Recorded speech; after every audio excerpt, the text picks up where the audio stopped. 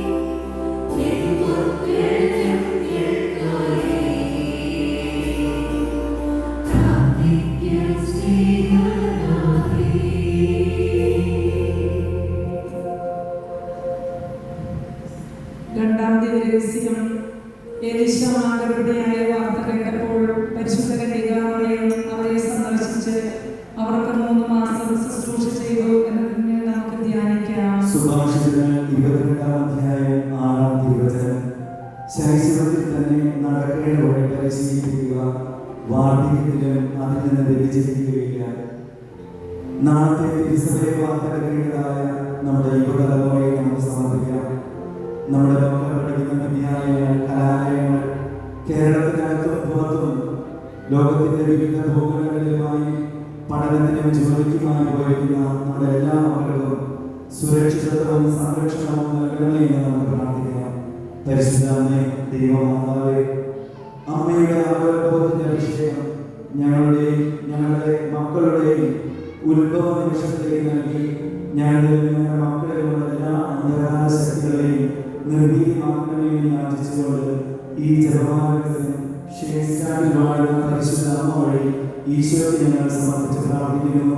സ്വർഗ്ഗസ്ഥനായ ഞങ്ങളുടെ പിതാവേ, അങ്ങയുടെ നാമം പൂജിതമാകണമേ, അങ്ങയുടെ രാജ്യം വരണമേ, അങ്ങയുടെ തിരുമനസ്സ് സ്വർഗ്ഗത്തിലെ പോലെ ഭൂമിയിലുമാകണമേ.